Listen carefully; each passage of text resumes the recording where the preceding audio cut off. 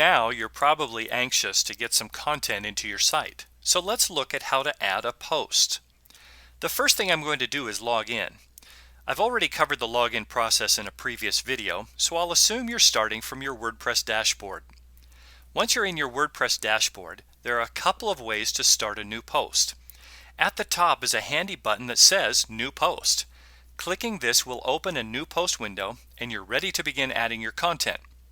Note that this button is contextual, so depending on where you are in the WordPress control panel, this button may say something different. You can always get to New Post by clicking on the arrow and finding New Post in the drop-down menu. You can also start a new post by clicking Posts on the left navigation and then clicking Add New in the submenu that appears below the post heading. I'm now in the Add New Post window and I'm ready to add my content. I'll keep it simple on this time through to show you some advanced features later on. The first thing I'll do is add the title of my post here in the box at the top. I'm calling this post Latest Post on Top. Next, I'll add the body of my post in the text box just below the title.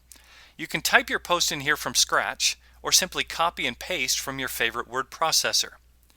Note that you can open what WordPress calls the kitchen sink by clicking this button in the toolbar that has all the little squares on it.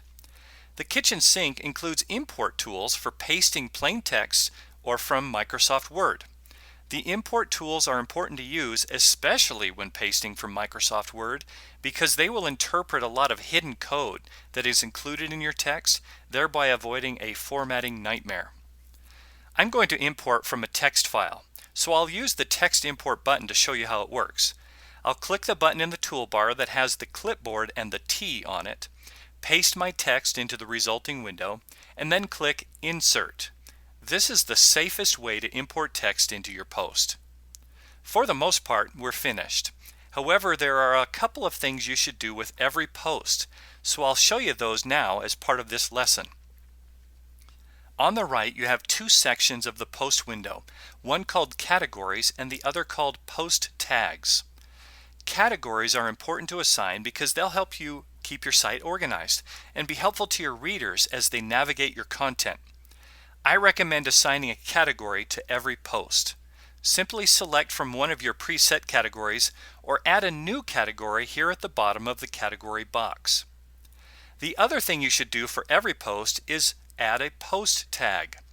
Post tags are another way to organize your content and are a helpful tool for your readers, as well as an important way to let the search engines know what your key topics are for each post. Simply type a few keywords from your post into this box, separating them with a comma, and then select Add. At any point in this process, I can save my work as a draft by clicking the Save Draft button here at the top of the form. When I save draft, I am saving my work into the control panel. After I save draft, I can walk away from my computer or even log out of the WordPress control panel, and my draft will be saved and ready for me when I come back to work on it.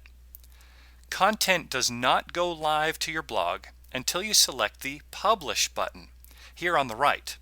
Once I select Publish, my posts will be saved and will appear on my blog for everyone to see.